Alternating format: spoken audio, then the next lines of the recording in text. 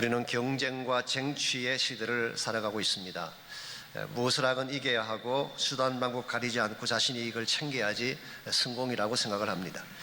그래서 요즘 사람들은 억울한 일을 당한다든가 손해보는 일을 당하면 절대 그냥 넘어가지 않습니다.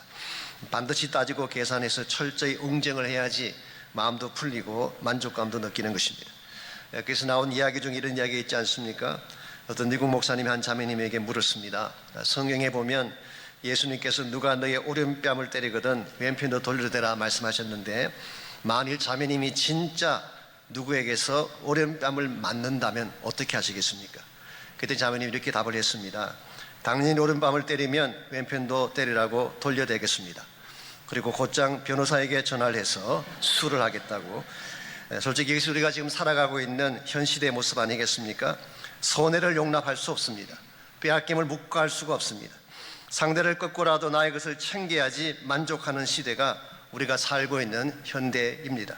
그런데 과연 이와 같은 삶의 모양이 성경이 제시하고 있는 건강한 크리스찬의 모습일까요? 저는 절대 그렇지 않다고 생각합니다. 성경은 그 반대를 말씀하고 있습니다. 쟁취하기보다는 나의 것을 주라고 가르칩니다. 움켜잡기보다는 비우라고 말씀하십니다. 나의 기득권을 클레임하기보다는 양보하고 내려놓음으로써 상대를 축복하라고 가르치고 있습니다. 이것이 성경이 제시하고 있는 바른 크리스찬의 삶이고, 또 우리가 그렇게 살았을 때 하나님께 영광이 되는 것입니다. 그럼에도 불구하고 우리는 그렇게 살지 못할 때가 더 많이 있습니다. 세상 사람들과 똑같이 다투기도 하고 나의 이익을 챙기기 위해서 해서는 안 될 일을 행할 때도 있습니다. 때에 따라서는 세상보다도 더 악한 일을 자행할 때가 솔직히 있지 않습니까? 왜 이런 현상들이 교회 안에서 일어날까요? 예수는 믿었지만 아직 깨어지지 아니한 옛자가 남아있기 때문입니다.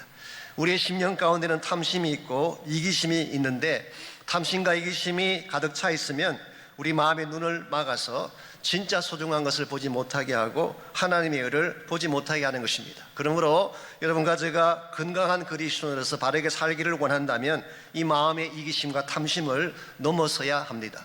어떻게 할 때에 내 마음을 가로막고 있는 이기심과 탐심의 장벽을 깨뜨리고 차라리 당할지언정 상대를 축복하고 세상을 밝게 하며 살아갈 수가 있을까요? 오늘 함께 읽은 본문을 통해서 이것을 함께 정리해 보려고 합니다. 오늘 같이 읽은 본문에 보시면은 고린도 교회 안에 일어났던 이 법정 소송에 대한 케이스가 오늘 본문에 기록된 내용입니다. 먼저 1절 말씀을 잠깐 보시면 소송하게 된 이유와 그 성격이 이렇게 소개가 되어 있습니다. 너희 중에 누가 다른 이와 더불어 다툼이 있는데, 이 말씀에 의하면은 너희 중에 누가 다른 이와 다투었다. 이것은 교회 안에 있는 성도들 간에 다툼이 일어난 케이스를 말합니다. 다른 말로 표현하면 사회 속에서 일어난 문제가 아니라 사업을 하다가 업자 간에 생긴 분쟁이랄지 정부나 공공기관에 관련된 이슈가 아니라 성도 간의 이해관계로 말미암아 다툼이 벌어졌을 때 케이스를 말하는 것입니다. 이와 같은 문제가 생겼을 때에 할 수 있다면 성도들 앞에서 교회 안에서 문제를 해결해야 되는데 구태여 불의한 자들 앞에서 고발하고 성도 앞에서 하지 않았느냐고 바울은 책망하고 있습니다. 왜 너희들끼리 모여서 얼마든지 해결할 수 있는 사안인데 이것을 세상 법정에 가지고 가서 법정에 고소를 하고 고발하는 일을 했느냐, 이렇게 지적을 하고 있습니다.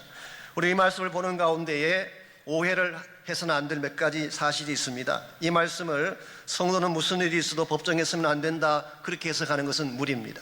성도도 얼마든지 법정에 설 수가 있고 리갈 이슈에 걸릴 수도 있는 것입니다. 혹은 세상법은 다 무시하고 하나님의 법만 따르면 된다, 그런 뜻도 결코 아닙니다. 하나님의 법도 당연히 따라야겠지만 세상의 법도 따라야 되는 것입니다. 예컨대 우리가 교회 다닌다고 해서 교통법 안 지키면 되겠어요? 교회 다닌다고 해서 텍스법을 지키지 않으면 되겠습니까? 한국 같은 경우에는 병력법을 지키지 아니하면 정말 어려움을 겪는 형제들이 많지 않습니까? 그건 오늘 이 말씀을 근거로 해서 크리스찬은 법관이나 변호사가 돼서는 안 된다, 이렇게 해석한다면 이것은 소위 말하는 어불성설이 되는 것입니다. 크리스찬 가운데도 훌륭한 판사가 많이 계시고 좋은 변호사님들이 많이 계시지 않습니까? 그러므로 이것은 그런 차원의 뜻이 아닙니다. 저는 이 본문을 읽는 가운데에 존 캘빈이 해석했던 해석이 그래도 가장 오늘 본문을 잘 대변한 것이 아닌가 생각합니다. 그럼 이렇게 해석을 했어요. 크리스찬은 하나님의 백성이면서 동시에 세상 국가의 시민이기 때문에 하나님의 법도 순종해야 되지만 세상의 법도 순종을 해야 된다. 그러므로 불가피한 상황에서는 법정에 송사할 수도 있다. 그러나 그것이 최선책은 아니다. 그렇게 해석을 했어요. 저는 이 말이 참 일리가 있지 않는가 생각을 하고, 시조는 본문을 기록한 사도 바울의 입장이 이런 케이스라고 저는 생각을 합니다. 다른 문제가 아니라 성도들 간의 문제요, 또 이해관계에 대한 문제라고 한다면 충분히 교회 안에서 풀 수가 있는데, 이것을 굳이 교회 법정까지 가지고 간 것은 결단코 최선책이 아니라는 것입니다. 얼마든지 교회 안에서 해결할 수 있는 세상 것보다 더 위대한 사랑의 법이 있지 않습니까?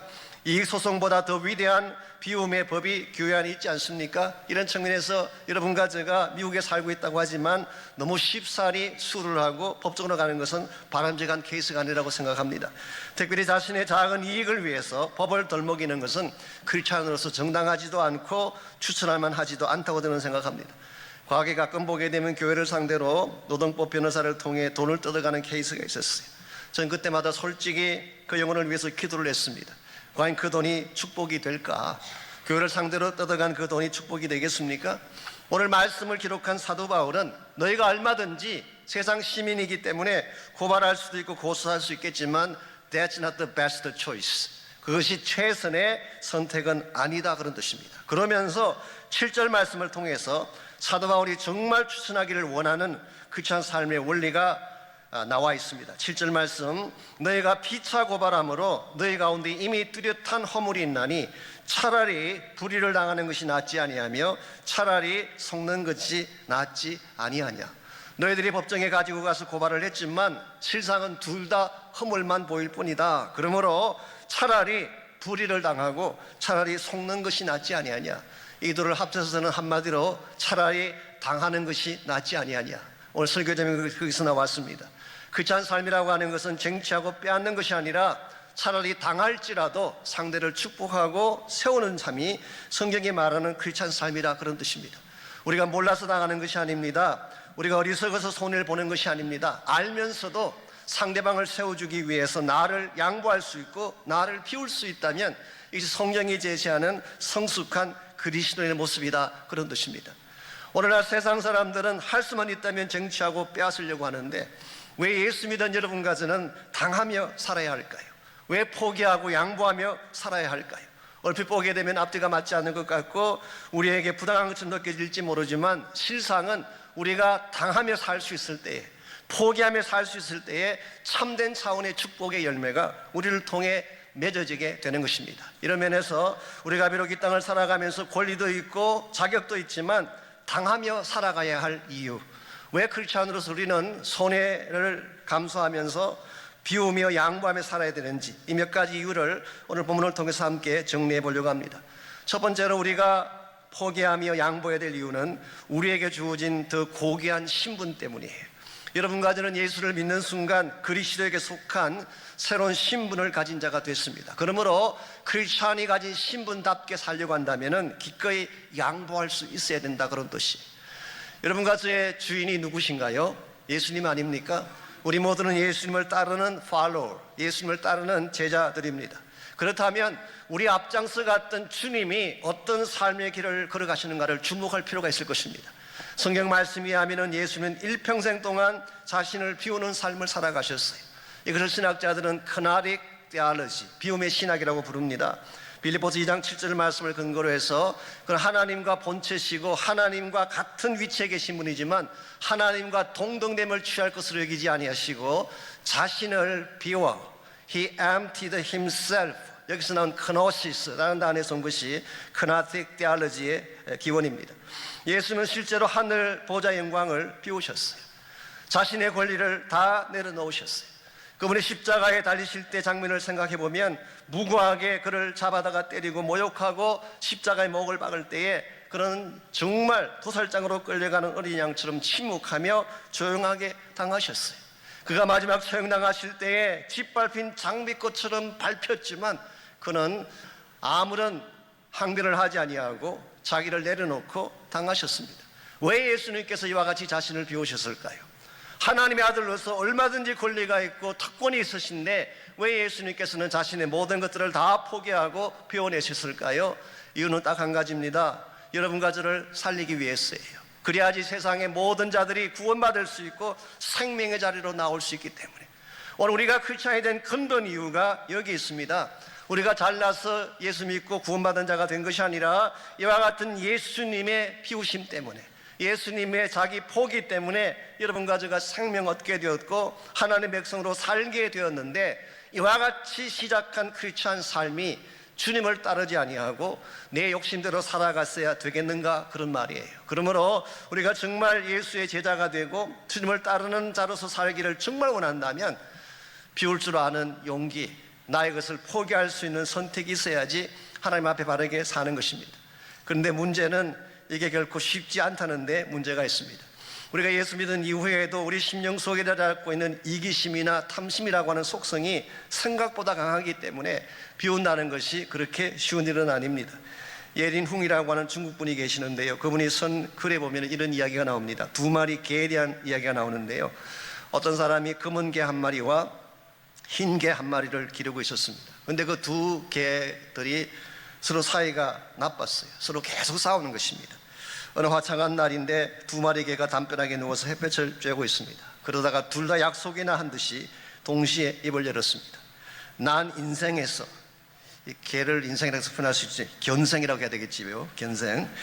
난 인생에서 혹은 난 견생에서 진실하고 믿을 만한 친구와 우정을 나누는 것만큼 소중한 것이 없다고 생각해. 우리도 그간의 적대 관계를 청산하고 좋은 친구가 된다면 훨씬 더 행복해질 거야. 이 말을 들은 다른 개가 동의하며 대답을 합니다. 맞아, 정말 좋은 생각이야. 우리가 그동안 왜 그렇게 싸웠는지 모르겠어. 그 두 개는 기쁨에 겨워서 서로 껴안으면서 외칩니다. 우정 만세, 싸움, 질투, 원망아 다 사라져라. 이렇게 외치는 순간 주인이 맛있는 빽다귀 하나를 개들에게 던져주었어요. 어떻게 됐을까요? 두 개는 동시에 빽다귀를 덮치고 피가 터지는 혈투가 벌어졌다고 합니다. 여러분, 이와 같은 현실이 견공들 사회에서만, 이 독 소사이어티만 일어나는 것일까요? 저는 그렇지 않다고 생각합니다. 우리 인간 사회에서도 흔히 볼 수 있는 것입니다.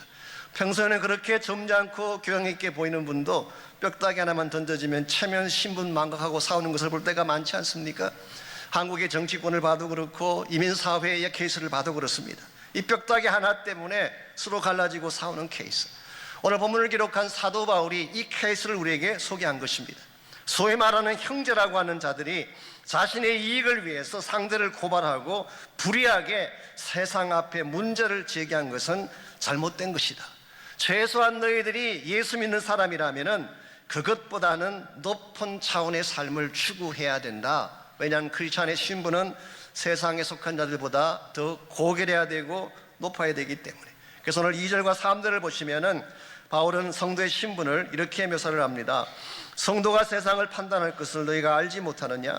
세상도 너희에게 판단을 받겠거든 지극히 작은 일 판단하기를 감당하지 못하겠느냐? 여기서 성도가 세상을 판단한다, 이 말의 뜻은 좀 풀어 설명하면 이런 뜻입니다. 크리스찬의 판단 기준이 세상보다 높다, 크리스찬이 추구해야 될 윤리 기준이 세상보다 높다, 그런 뜻입니다. 우리의 삶의 퀄리티가, 우리 삶의 스탠다드가 세상보다 더 높기 때문에 세상을 평가할 수 있고 판단할 수 있는 그런 존재인데, 아쉽게도 지극히 작은 일 하나 때문에, 여기서 바울이 말하는 지극히 작은 일이 바로 이익관계를 말하는 것입니다. 바울은 재산 문제 때문에, 물질 문제 때문에 다투는 케이스를 트리비얼 케이스, 아주 매우 작은 케이스다, 그렇게 설명합니다. 더 가져가 봐야 별 것 없다, 좀 이겨봐야 무슨 유익이 되겠냐, 그런 뜻입니다. 심지어 3절 말씀 보게 되면 우리 그리스도인들은 천사까지도 판단하는 존재인데 어떻게 너희들이 그런 삶을 사느냐고 지적을 하고 있습니다. 여기서 천사라고 하는 것은 타락한 천사들을 말합니다. 그리고 이것은 아마 종말론적인 문맥이 있는 것 같습니다. 예수님 재림하실 때에 예수님께 붙었던 모든 그리스도들이 가지게 될 놀라운 고난, 그것은 바로 그리스도와 더불어 왕노릇하는, 그래서 그때 타락한 천사들을 다스릴 수 있는 고난이 여러분과 저에게 있다는 뜻이에요. 이와 같이 존귀한 존재가 그리스도인인데 세상의 사소한 이익관계 때문에 다투고 하는 것이 과연 맞느냐, 그런 뜻이에요. 오늘 여러분과 제가 정말 예수께 속한 자이고 주님을 따르는 자라는 것을 여러분 스스로가 확정한다면은 세상보다는 더 거룩하고 더 성결되고 더 폭이 넓은 삶을 추구할 수 있어야 돼요. 내가 지금 당장 얻게 될 이익보다도 하늘나라 상급을 바라보고 양보하고 비울 수 있는 자가 될 때에 여러분 때문에 세상은 더 밝아지게 되고 우리 삶 속에 맺게 될 열매는 더 아름답게 되는 것입니다. 이와 같이 우리가 당하며 포기하며 살아야 될 첫 번째 이유는 그리스도인이기 때문입니다. 두 번째 이유는 더 소중한 가치 때문이에요. 우리가 비우고 양보함으로써 얻게 될 더 소중한 가치가 있기 때문에 우리는 내 손에 잡은 것을 기꺼이 내려놓을 수 있어야 된다, 그런 뜻입니다. 6절과 7절을 보십시오. 우리가 고발함으로 얻는 것보다 잃는 것이 더 많다는 사실을 6절과 7절은 이렇게 소개합니다. 형제가 형제와 더불어 고발할 뿐더러 믿지 아니하는 자들 앞에서 하느냐. 즉 나의 이익을 챙기기 위해서 리티게이션, 법적인 조치를 취하는 케이스를 말하는데요.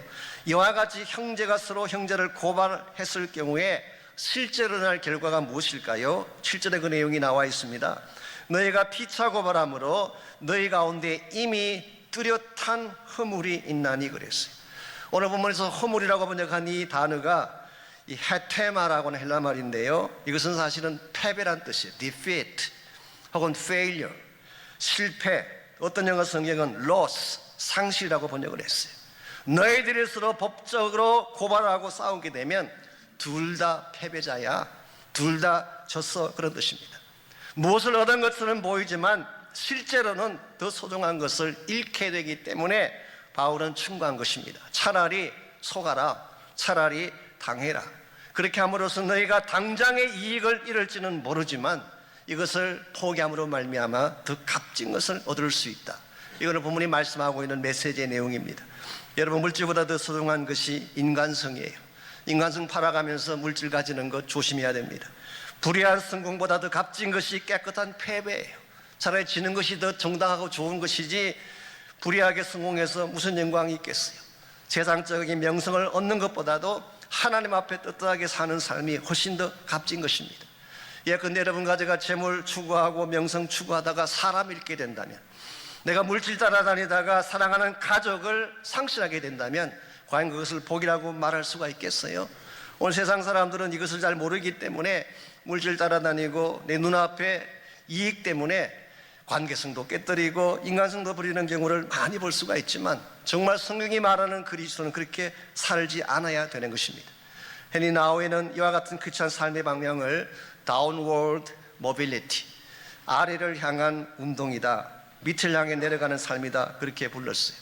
아신 대로 헨리 나우에는 예일대학 교수를 역임하고 하버드 대학 교수로 청빙까지 받지 않았습니까? 그래도 불구하고 그는 그 모든 걸 다 내려놓고 토론토의 라르시 공동체, 데이브레이크 공동체에 가서 이 발달장애 우들을 섬기는 사명을 하다가 그는 세상을 떠났습니다. 그분이 표현했던 예수님의 이그젠플이 Downward Mobility, 밑을 향해 내려가는 삶. 저는 항상 헨리 나우를 볼 때마다 도전을 받습니다만은 한국 땅에도 이와 유사한 분들이 계세요. 그 중에 한 분이 전영창 선생이라는 분이 계십니다. 혹시 여러분 아실지 모르지만 이분은 1917년도에 전라북도 무주군에서 태어나셔서 중학교 문턱에도 못 가본 그런 분입니다. 그랬는데 선교사님의 도움으로 일본으로 유학을 가서 고베 신학교에서 공부를 했습니다. 그 당시 그 지역에 우찌무라 간조 목사님이 계셨는데 그분 밑에서 민족정신을 배우고 섬김의 도를 그가 배우게 됩니다. 나중에 1947년도입니다. 미국의 웨스트민스터 신학교에 입학을 하고 나중에 웨스턴 신학교로 옮깁니다만은 거기에서 목회학 석사 공부를 하는 그런 기회를 가졌습니다. 사실 그 당시 미국 유학 간다는 것도 쉽지 아니했고 미국 유학 가서 공부까지 했다면은 이 굉장한 엘리트 그룹에 속하는 것입니다. 근데 이분이 특이하게도 신학교 졸업 2주를 남겨놓고 한국 땅에 전쟁이 터졌어요. 6.25가 터졌어요. 다른 사람 같으면 마땅히 학교를 다 마치고 갈 터인데 이분은 그냥 그렇게 할 수가 없습니다. 조국으로 당장 돌아가겠다는 것입니다. 학장이 말렸습니다. 2주만 있으면 졸업하는데 2주만 더 있다 가라 그랬지만 나만 여기 있으면서 주님을 배반하고 동포를 배반할 수가 없습니다. 그래서 그는 학업을 마치지 아니한 채 조국으로 돌아와서 조국을 섬겼고 전쟁이 끝난 후에 그는 경남 거창에 있는 작은 시골 고등학교로 가서 가르치기도 하고 섬기는 일을 하셨어요. 제가 자료를 봤더니 그 당시 그 고등학교에 학생이 8명밖에 없었어요.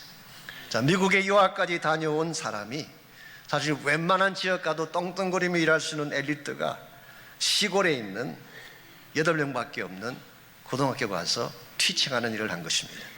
그 학교가 나중에 그 유명한 거창고등학교가 됐어요. 설립자는 다른 분이 하셨지만 실제로 그 학교를 오늘날로 키운 분이 바로 전영창 교장님이라고 합니다. 아시는 바대로 그 학교 가게 되면 그 학교 강당 뒤쪽에 직업 10계명이라고 하는 문구가 적혀 있습니다. 즉 졸업생들이 직업을 택할 때 고려해야 될 10가지 사항, 너무 유명한 그런 말씀이죠. 근데 제가 몰랐습니다. 그게 사실은 전영창 교장님이 설교하신 설교 제목을 따서 만든 10가지 계명이라고 해요. 첫째가 월급이 적은 쪽을 택해라. 둘째, 내가 원하는 곳이 아닌 나를 필요로 하는 곳을 택해라. 셋째, 성진 기회가 거의 없는 곳을 택해라. 그리고 쭉 내려갑니다. 9번째 가보게 되면 부모나 아내나 약혼자가 결사 반대하는 곳이면 틀림없다. 의심하지 말고 가라. 10번째, 왕관이 아니라 단두대가 기다리고 있는 곳으로 가라. 저는 솔직히 그 글귀를 읽을 때마다 오늘 이 시대가 정말 높아지기를 원하는 시대 아닙니까? 우리 아이들도 upward mobility, 위를 향해 올라가는 것을 성공이라고 생각하는 이 마지막 시대에 내려가는 정신을 가르치는 학교가 있다는 것이 얼마나 감사한지. 오늘 기독교인이 추구해야 될 삶의 방향이 여기 있습니다. 세상은 높은 것을 좋아하고 화려한 것을 좋아할지 모르지만 여러분과 저는 낮은 곳을 택할 수 있는 용기가 있어야지. 그래야지 하나님 앞에 우리에게 쓰임받을 수 있고 하나님이 정말 원하시는 열매를 맺게 되는 것입니다. 이와 같이 우리가 가졌음에도 불구하고 포기해야 될 이유, 알면서도 당함에 살아야 될 첫 번째 이유는 여러분과 제가 예수를 따르는 그리스도인이기 때문에, 두 번째 이유는 더 소중한 것을 이루기 위해서 우리는 내 손에 잡은 것을 포기할 줄 알아야 되는 것입니다.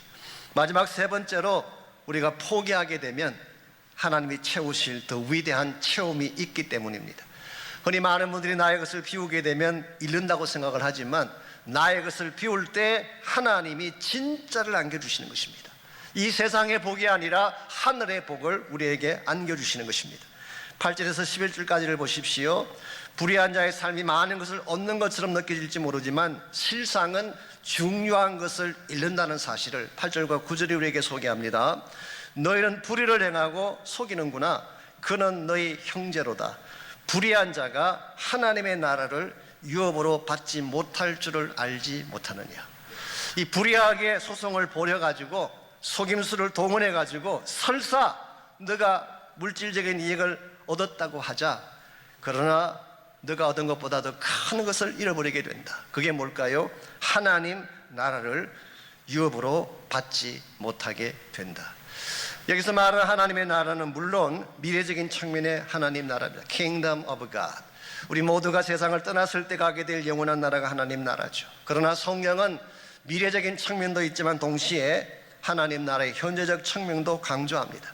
우리가 예수를 믿는 순간 그리스도 안에서 현재 우리가 누리는 축복, 이것도 동일하게 하나님 나라의 복이라고 말합니다. 근데 우리 마음속에 죄사함의 기쁨이 주어지는 것, 평강이 주어지는 것, 내 마음속에 성령께서 임재하셔서 성령의 권세를 누리게 하는 것, 이게 바로 하나님 나라의 임재가 던져주는 복이라고 할 수가 있습니다.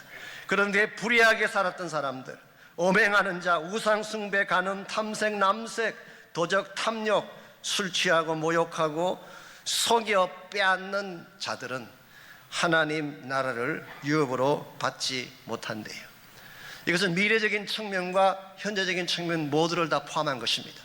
만일 여러분과 제가 이와 같은 삶을 평생 계속한다면 여러분 하나님 나라 갈 수 있을까요? 못 갈까요? 당연히 못 가는 것입니다. 계속 그렇게 산다면 우리는 지옥으로 갈 수밖에 없어요.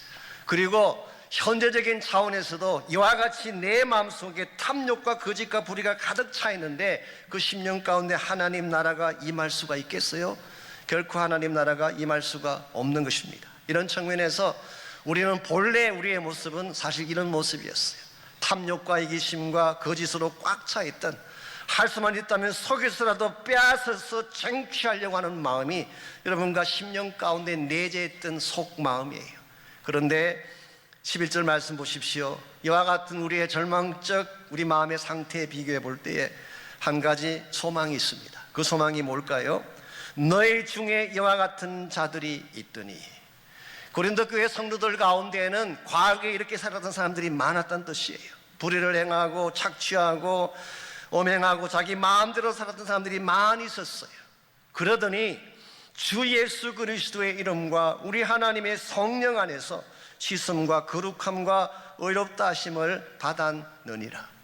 과거에 너희들이 그렇게 살았지만, 불의한 가운데 살고 탐욕 가운데 살아왔지만, 무엇을 통하여 씻음받고 거룩하게 되고 의롭게 되었다는 뜻입니까? 두 가지를 통하여서, 그리스도의 이름으로 말미암아, through the name of Jesus Christ. 두 번째는 성령 안에서, in the power of the Holy Spirit. 이 두 가지가 우리 마음속에 있는 모든 탐심과 죄성을 씻어내고 우리 심령을 새롭게 하는 힘이다, 그렇게 말씀드릴 수가 있습니다. 오늘 우리 마음속에 세상이 임하기보다 하나님의 나라가 임하기를 원치 아니하는가요? 내 마음이 하나님 나라로 꽉 차게 된다면 얼마나 내 마음이 충만하고 기쁘겠어요. 우리의 심령 가운데에 하나님의 나라가 임하려면 반드시 예수 그리스도의 이름을 믿어야 돼요. 이것 없이는 하나님 나라를 경험할 수가 없습니다. 근데 여기서 끝나면 안 됩니다. 내가 그리스도의 이름으로 죄 씻음 받고 이렇게 되지만 그 다음 단계가 성령 안에서 날마다 새롭게 됨을 경험해야지 여러분이 하나님 나라 백성답게 여러분의 심령 가운데 하나님 나라가 임하는 것을 경험하며 살 수가 있는 것입니다. 우리가 예수 믿은 이후에도 솔직히 말씀드리면 하나님 나라를 경험하며 사는 분들도 계시고 그렇지 못한 분도 계세요. 그 모양을 보게 되면 천국 백성처럼 보이는데 실제 삶의 내용을 들여다보게 되면 전혀 천국 백성답지 못하게 수많은 고통과 탐욕과 깨어짐 속에 살아가는 분들을 우리 흔히 만날 수가 있어요. 이유가 뭘까요? 나를 내려놓지 않았기 때문에. 내 안에 있는 세상을 내려놓을 때 하나님 나라가 임하는 거예요. 내 안에 있는 탐심과 나의 교만한 마음을 내려놓을 때에 성령께서 임하시는 거예요. 그때 우리가 진실로 자연이 되게 되고 기쁨 가운데 살게 되는, 이와 같이 내 마음에 성령이 임하고 하나님의 나라가 임하게 되면 우리의 주어진 삶의 여건에 상관없이 우리는 노래하며 살아갈 수가 있게 돼요. 일본의 만화 작가 중에 고즈미 시노자와라고 하는 여자분이 있습니다. 이분은 소위 말해서 세상 고통이란 고통은 거의 다 겪었던 분이에요. 어릴 때 부모님이 신흥종교에 빠져서 매일 싸우셨대요. 종교라면 치가 떨리는 그런 가정에 자랐습니다. 두 번째로 조금 이른 나이에 결혼을 했는데 얼마 지나지 않아서 이 파경을 경험하게 됐습니다. 그 후유증으로 세 번째로 우울증에 시달렸어요. 약 없이는 잠을 잘 수 없는 그런 케이스가 됐어요. 여기에 설상가상으로 그녀의 둘째 아이가 갑자기 세상을 떠나고 말았습니다. 웬만한 사람 같으면 벌써 자살로 생을 마쳤을 것입니다.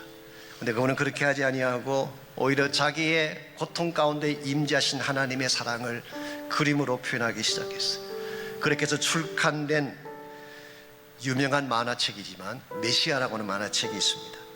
전 세계 27개국에 번역이 되고 미국에서도 어린이 베스트셀러로 꼽히고 일본에서도 종교 부분에서 베스트셀러가 된 죄. 어떻게 이와 같은 역사가 가능했을까요? 1차적으로 하나님을 만났기 때문이고 또 한 가지 이유는 그 마음속에 있던 모든 찌끄기와 고통스러운 과거를 다 내려놓고 성령께서 보여주시는 진짜를 보았기 때문이에요. 여러분과 제 마음속에 이런 축복이 필요합니다. 세상적인 것을 아무리 많이 가져도 행복할 수 없어요. 이 세상에는 모든 물질을 내가 다 소유하고 모든 권세를 다 가진다고 할지라도 우리의 마음은 결코 채워지지가 않습니다. 근데 오히려 나의 욕심을 내려놓고 세상적인 탐심을 내려놓고 내 안에 하나님 나라가 임하게 할 때에 세상이 줄 수 없는 기쁨이 나의 마음을 가득 채우게 되고 진정한 차원의 비전과 꿈을 가지고 살 수 있게 되는 것입니다. 이런 면에서 우리가 나를 비우는 삶을 사는 것 굉장히 중요한 삶이고, 나를 비워낼 때 실제로 하나님의 나라가 임하고 성령이 임하고 그때 여러분과 제가 그리스도인다운 바른 삶을 살 수 있게 되는 것입니다. 이 시간 여러분의 마음속에 어떠한 생각들이 꽉 차 있는지 한번 점검해 보시고, 이것이 만일 탐욕이나 이기심이라면은 본 과거의 상처나 선불이나 정오심이라면은 이 모든 것들을 하나님께 다 토해내고 나의 심령 한가운데에 성령님 강력하게 임재하시도록 기도하시기를 바랍니다.